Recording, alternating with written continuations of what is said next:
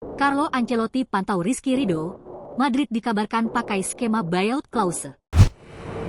Performa apik Rizky Ridho membuat Real Madrid kepincut. Baru-baru ini, Carlo Ancelotti kirim sinyal tertarik dan memantau bek tangguh timnas Indonesia. Pelatih kepala Real Madrid ini memuji permainan Rizky Ridho di kualifikasi Piala Dunia Asia, terutama ketenangan dan kemampuannya membaca situasi di lapangan. Dengan usia relatif muda, Don Carlo merasa Rizky Ridho masih terus berkembang. Diketahui, kabar ketertarikan Real Madrid ini sudah berhembus sejak 2024. Dikabarkan El Real akan menyiapkan skema buyout clause untuk memboyong bek dengan postur 183 cm itu. Kabar tersebut dibenarkan Presiden Persija Jakarta Muhammad Prapanca. Menurutnya Rizky Ridho layak bermain di klub Eropa termasuk Real Madrid.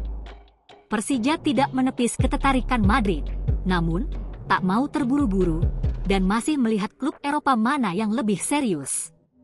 Sebab tak hanya raksasa Liga Spanyol Madrid yang tertarik, Venezia klub Serie A Italia juga mendekatinya. Yang bilang ke saya belum, tapi rumor-rumor ada.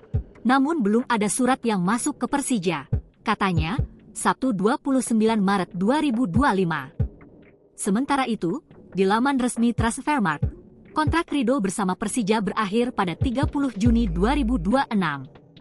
Maka itu Prapanca berkelakar jika Madrid menginginkan dia, harus ada fee transfer.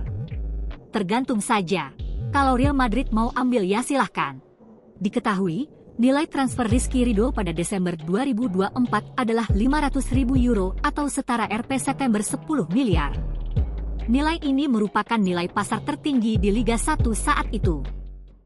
Download Tribun X sekarang, menghadirkan lokal menjadi Indonesia.